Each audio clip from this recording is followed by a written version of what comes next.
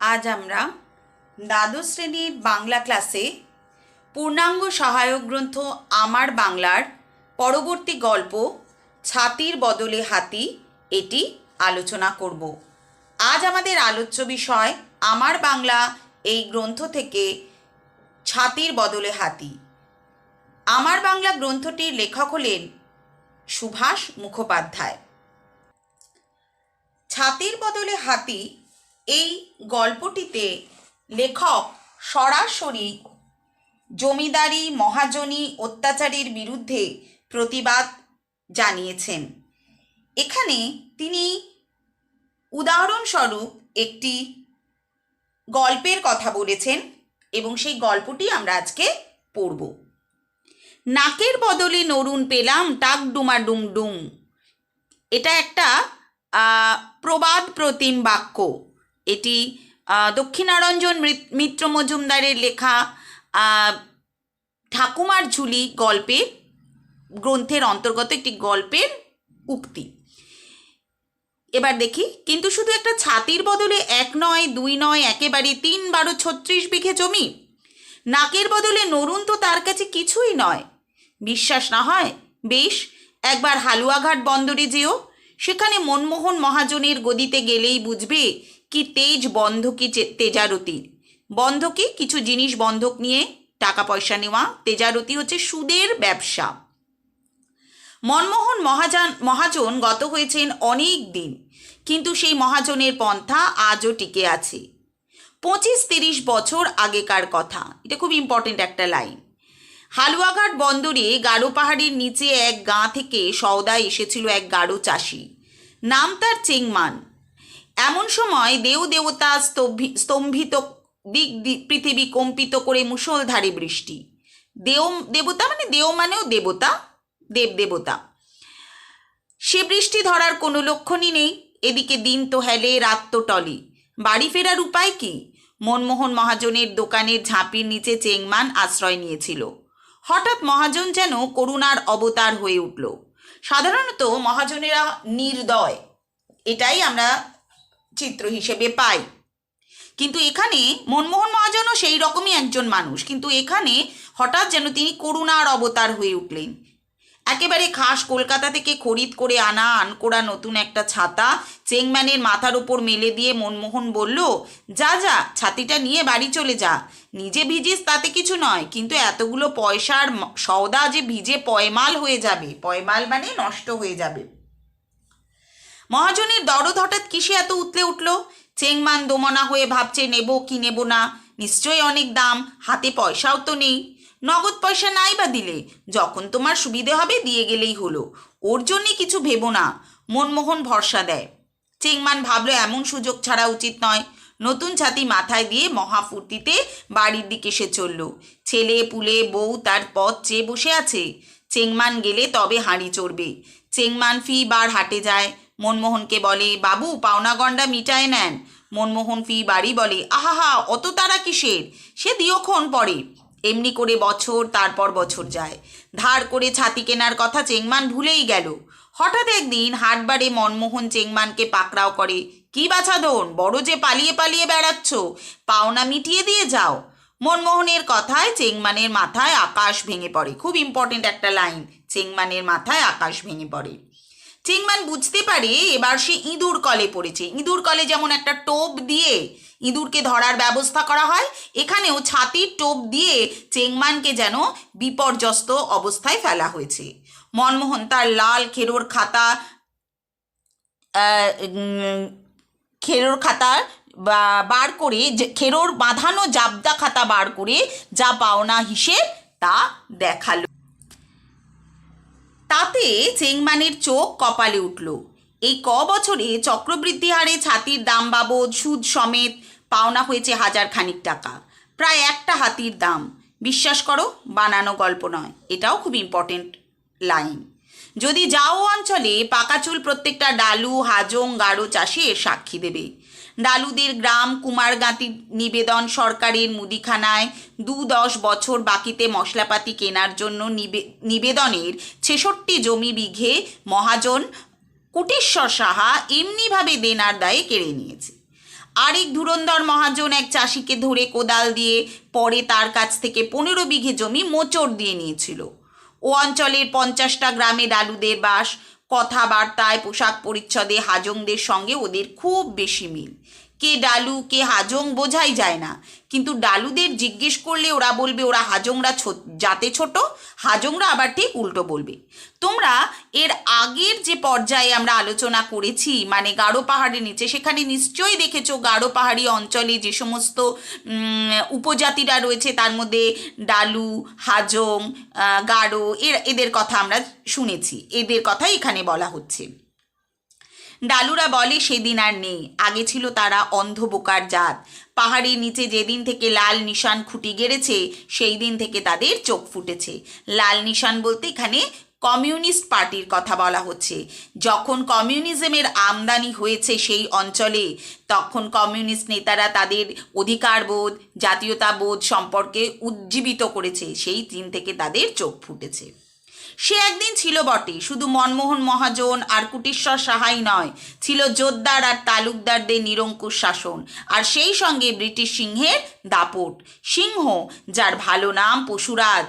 জমিদারের খামারে জমির ধান তুলতে হবে, জমিদারের পাওনা মিটিয়ে তবে চাষি তার ঘরে ধান নিয়ে যেতে পারত। চুক্তির ধান তো বটেই, তার ওপর কর্জার ধান শোধ দিতে হতো টাকায় 1 মণ হিসেবে। তাছাড়া আছে হাজার রকমের বাজে আবওয়াব, অর্থাৎ খাজনার চেয়ে বাজনা বেশি। আবওয়াব মানে আদায় করা, যে অর্থ আদায় করা হতো সেটি। যে চাষি বুকের রক্ত জল করে এত কষ্টে ফসল ফলালো, শেষটায় তাকে শুধু পালা হাতে করে ঘরে ফিরতে হতো। পালা মানে পাল্লা, দাঁড়ি পাল্লার পাল্লা। এদিকে আরেক রকমের প্রথা আছে, নানকার প্রথা। এটা ভীষণ ইম্পর্টেন্ট একটা লাইন। মূলত এই গল্প থেকে 2টি অংশই আমাদের মনে রাখতে হবে। সেটা হচ্ছে, এক হচ্ছে চেংমানের গল্প, আর একটা হচ্ছে এই নানকার প্রথার কথা। আমরা দেখি নানকার প্রথার সম্পর্কে। নানকার প্রজাদের জমিতে স্বত্ব ছিল না, জমির আম কাঁঠালে তাদের অধিকার ছিল না। জমি জরিপের পর 2.5 টাকা পর্যন্ত খাজনা সাব্যস্ত হতো। খাজনা দিতে না পারলে তহসিলদার প্রজাদের কাছারিতে ধরে নিয়ে যেত, পিচমোড়া করে বেঁধে মারত, তারপর মালঘরে আটকে রাখত, নিলামে সব সম্পত্তি খাস করে নিত। মহাজনেরা কর্জা ধানে 1 মণে 2 মণ সুদ আদায় করত। কিন্তু নওয়াপাড়ার, দুমনাকুড়া, ঘোষপাড়ার, ভুবানকুড়ার বিরাট তল্লাটে ডালু চাষিরা আজ জেগে উঠেছে। তারা বলেছে জমিদারের খামারে আমরা ধান তুলব না। ধান তারা তোলেনি, পুলিশ কাছারি কিছুতেই কিছু হয়নি। শেষে জমিদার হার মেনেছে।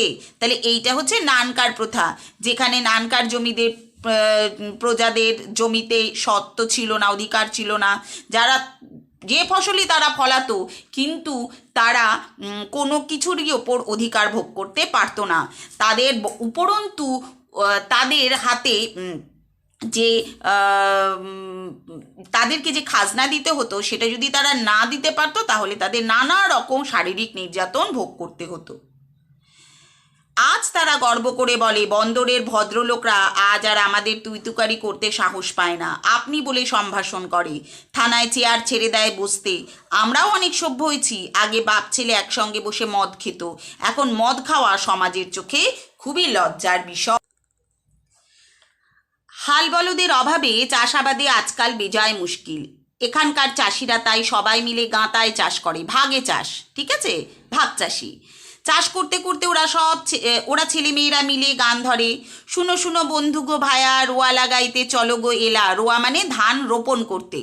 বন্ধুর জমিখানি দাহাকো না, হাল জড়িছে মহিষ মইনা, হালবো আছে নিউথি মাতিরে, কতবা লাগাবো নীতি নীতিরে।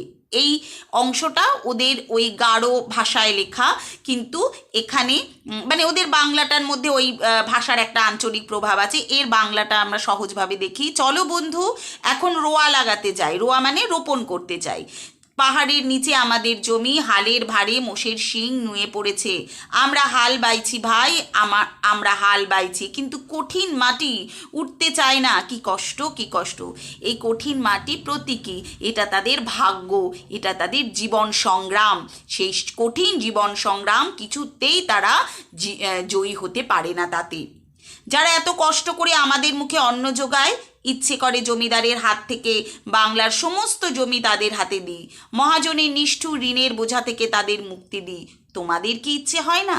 এই প্রশ্ন করে বা এই প্রশ্নের মাধ্যমে লেখক কিন্তু এখানে এই গল্পটি শেষ করলেন। এবার আমরা ছাতির বদলে হাতি থেকে মোটামুটি খুব ইম্পর্টেন্ট, এরকম আরও অনেক লাইন আছে যেগুলো আমরা পড়তে পড়তে আলোচনা করতে করতে বলেছি, কিন্তু এর মধ্যে খুব ইম্পর্টেন্ট কয়েকটা লাইন, 3টে লাইন আমি বেছেছি, সেগুলো নিয়ে আমরা আলোচনা করব। এর মধ্যে আবার এই দুটো প্রশ্ন একই রকম।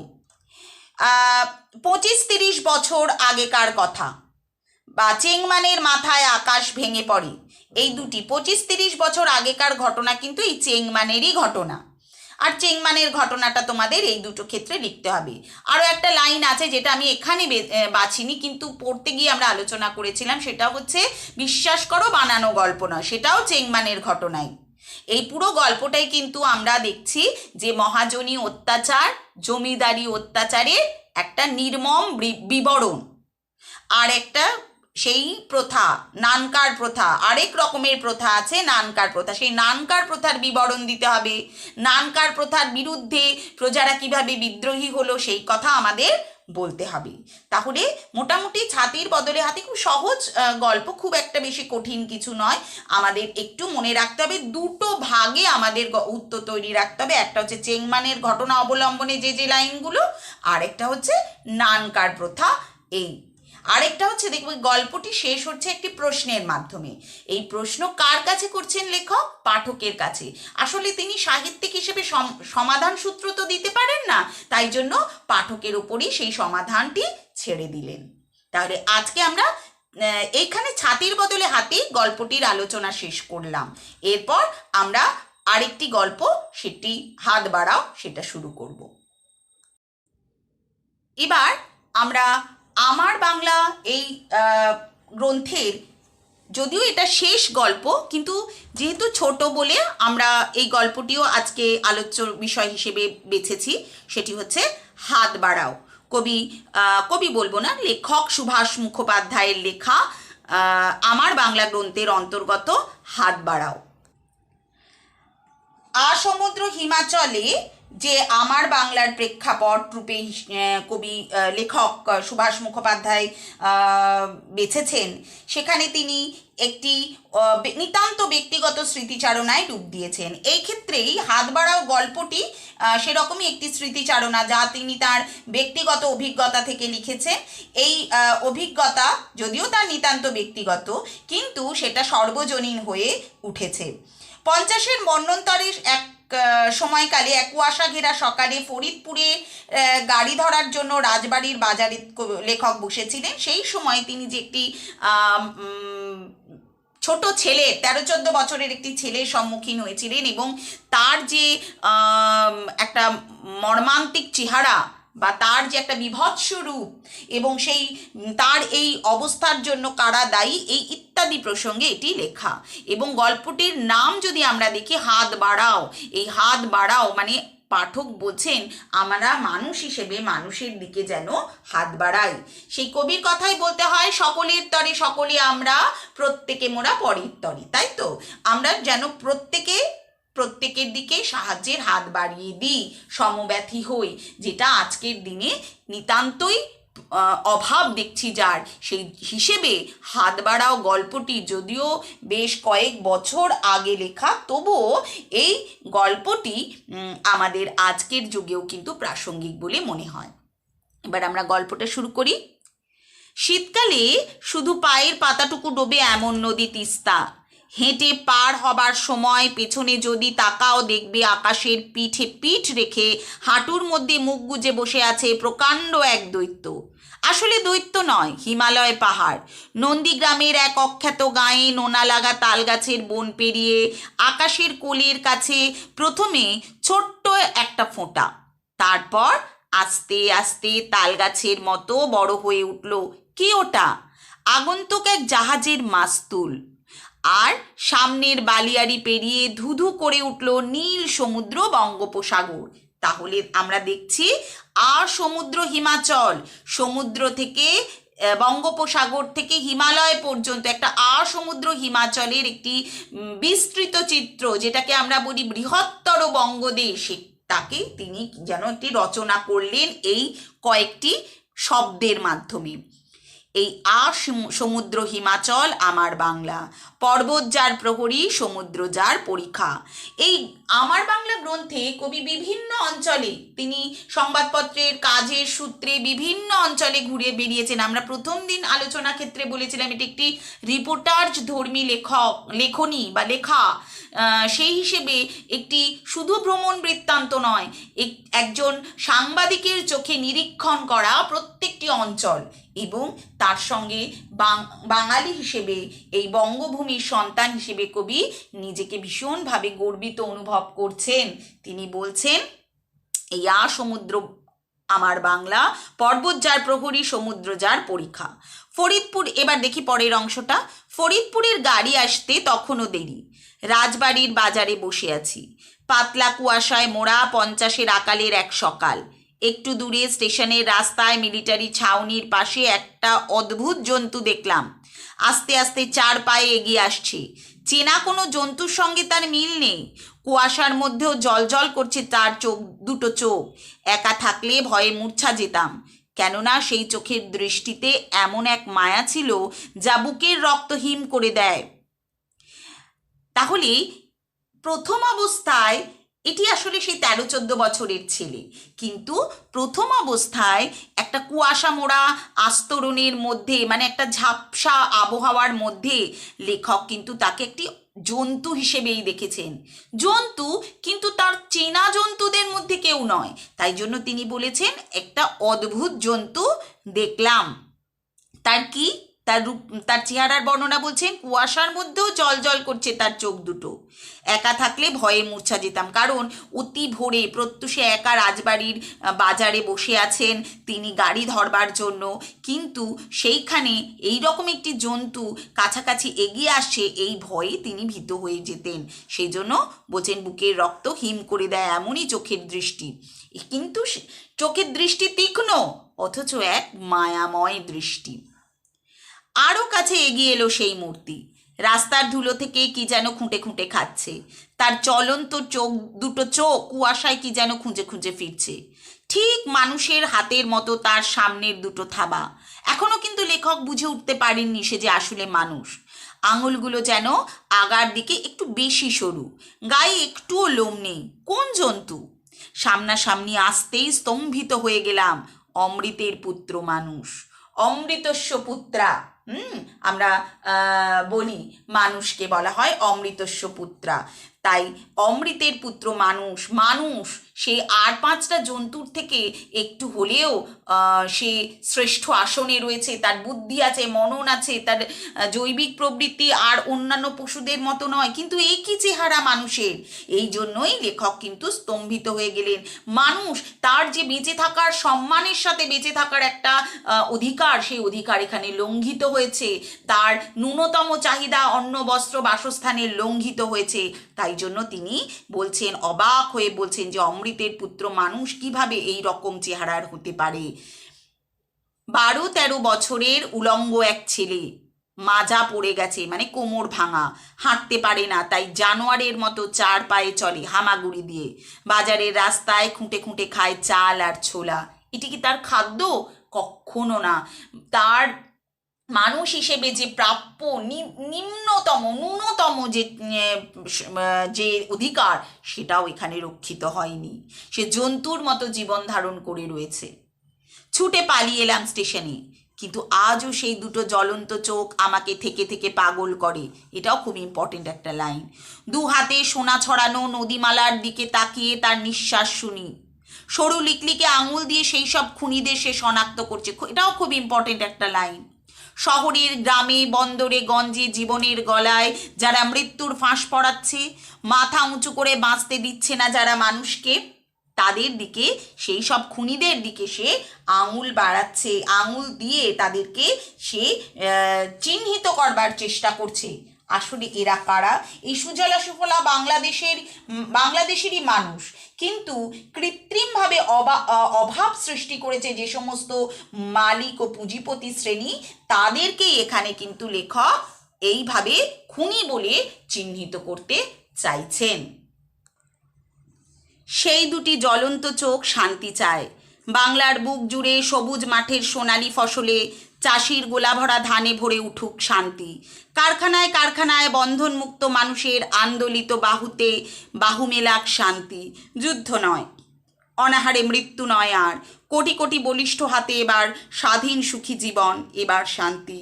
যুদ্ধ আর দুর্ভিক্ষের ঘনায়মান অন্ধকারে দুটি জ্বলন্ত চোখ জেগে আসমুদ্র হিমাচলেই বাংলায় পাহারা দিচ্ছে, আর মাটি থেকে দুটো হাত ছড়িয়ে নিয়ে দু পায়ে উঠে দাঁড়াবার চেষ্টা করছে। তোমরা হাত বাড়াও, তাকে সাহায্য করো। শেষে গিয়ে একদম অন্তিম গল্প এটি, তাই লেখক এখানে বলছেন সকল পাঠকদের উদ্দেশ্যে, তোমরা হাত বাড়াও, সাহায্য করো। 50-এর মন্বন্তর দ্বিতীয় বিশ্বযুদ্ধকালীন মনুষ্য সৃষ্ট একটি কৃত্রিম মন্বন্তর। সেই মন্বন্তরে জেরবার মানুষ, সাধারণ মানুষ, তাদের অবস্থা লেখক এখানে জ্বলন্তভাবে তুলে ধরেছেন। সেই বিষয়টিকেই আলোচনা করতে গিয়ে লেখক এখানে বলছেন যে তিনি যুদ্ধ নয়, মন্বন্তর নয়, অভাব নয়, মানবতা লঙ্ঘন নয়, তিনি চান শান্তি, যে শান্তিতে সবাই সামিল হবে, শুধু মুষ্টিমেয় কয়েক শ্রেণীর মানুষ নয়, সকলেই সামিল হবে, এমন একটি শান্তিময় বাংলা তিনি চাইছেন। এই আসমুদ্র হিমাচলের বুকে, বাংলার বুকে, আসমুদ্র হিমাচল বাংলার বুকে তিনি শান্তি প্রতিষ্ঠিত হতে দেখতে চান। তাই জন্য সকলের সম্মিলিত প্রয়াসের প্রয়োজন এর জন্য। তাই লেখক বলছেন তোমরা হাত বাড়াও, তাকে সাহায্য করো। গল্পটি এখানেই শেষ। এবার আমরা হাত বাড়াও থেকে অল্প কয়েকটি লাইন, খুব ইম্পর্টেন্ট কয়েকটি লাইন আমরা বেছেছি। এছাড়াও আমরা পড়তে পড়তে অনেক প্রশ্নের লাইন আলোচনা করেছি, সেগুলোও আমাদের করতে হবে, কিন্তু ইম্পর্টেন্ট বেশি ইম্পর্টেন্ট কয়েকটা লাইন আমি বেছেছি আলোচনার সুবিধার্থে। তবে এর বাইরেও কিন্তু ইম্পর্টেন্ট লাইন আছে যেগুলো তোমাদের করতে হবে। যেমন প্রথম যে লাইনটি, কিন্তু আজও সেই দুটো জ্বলন্ত চোখ আমাকে থেকে থেকে পাগল করে। এখানে সেই 12-13 বছরের ছেলেটির কথা এখানে বলা হচ্ছে। সেখানে তার যে চেহারার বর্ণনা সেটা আমাদের করতে হবে। কেন লেখককে পাগল করে দিচ্ছে? যে তার চেহারা, যে মনুষ্যত্বের অবমাননা এবং তার পিছনে যারা দায়ী ইত্যাদি নানা প্রশ্ন লেখকের মনে ভিড় করেছে। এবং আজ এত বছর পরেও, ঘটনাটি লেখকের সাথে বেশ কয়েক বছর আগে হয়েছে, তারপর তিনি এই গল্পটি লিখেছেন। তাই বলছেন যে এত বছর পরেও আমি ভুলতে পারিনি সেই চোখ, তা আমাকে পাগল করে দেয়, আমার বিবেককে তাড়না করে, বিবেক দংশন করে। আর একদম অন্তিম লাইন যেটা আমরা বারবার বললাম, খুব ইম্পর্টেন্ট একটা লাইন, তোমরা হাত বাড়াও, তাকে সাহায্য করো। একটা সম্মিলিত প্রয়াসের জন্য লেখক সকলের কাছে আবেদন জানিয়েছেন, শান্তি প্রতিষ্ঠার জন্য। যুদ্ধ নয়, শান্তি চাই, অভাব নয়, পরিপূর্ণতা চাই। তাই লেখক এখানে প্রত্যেক পাঠকের কাছে একটা আবেদন জানিয়েছেন, তোমরা বলে তিনি সম্বোধন করছেন, তোমরা হাত বাড়াও, তাকে সাহায্য করো। এখানে শুধু সেই ছেলেটি নয়, তার মতো যারা নিরন্ন, অসহায়, দরিদ্র, প্রত্যেকের পাশে থাকো। তোমরা সহভ্রাতা, সহোদরের মতো, তোমরা সহনাগরিক, তাই একে অপরের পাশে এসে দাঁড়াও।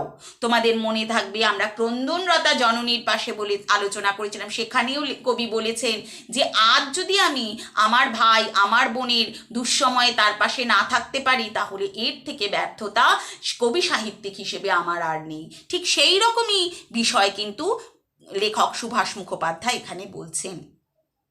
তারপরের লাইনটি দেখি, সরু লিকলিকে আঙুল দিয়ে সেই সব খুনিদের সে শনাক্ত করছে। খুনি বলতে সেই সমস্ত মালিক, পুঁজিপতি, মজুদদার, আড়তদারকে বলছেন যারা কৃত্রিমভাবে অভাব সৃষ্টি করছে, পরিস্থিতিকে কাজে লাগিয়ে তারা খাদ্যশস্য গুদামজাত করে রেখে দিয়েছে, যার ফলে কৃত্রিম একটা অভাব সৃষ্টি হচ্ছে, মূল্যবৃদ্ধি হচ্ছে, যাতে করে সাধারণ মানুষের ক্রয় ক্ষমতা কমে যাচ্ছে এবং তাদের পক্ষে বেঁচে থাকা, জীবন ধারণ করাটাই একটা দুষ্কর ব্যাপার হয়ে যাচ্ছে।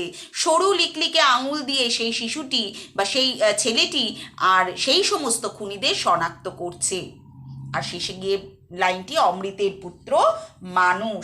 অমৃতের পুত্র মানুষ হিসেবে আমাদের কিছু অধিকার আছে, ন্যূনতম অধিকার, অন্ন, বস্ত্র, বাসস্থান, শিক্ষা, স্বাস্থ্য, কিন্তু এগুলি কিছুই সেই ছেলেটির ক্ষেত্রে প্রযোজ্য ছিল না, কোনোটাই কিন্তু রক্ষিত হয়নি, সবটাই উল্লঙ্ঘিত হয়েছে। তাই অমৃতের পুত্র মানুষ হয়েও সে মানুষের যোগ্য সম্মান সে পায়নি। তাই মোটামুটি আমরা হাত বাড়াও গল্পটির আলোচনা এভাবেই করলাম। আশা করি তোমাদের বুঝতে অসুবিধা হবে না। সহজ গল্প আমরা দুটো করলাম আজকে, ছাতির বদলে হাতি এবং হাত বাড়াও। তাহলে আজকে আলোচনা আমরা এখানেই শেষ করলাম।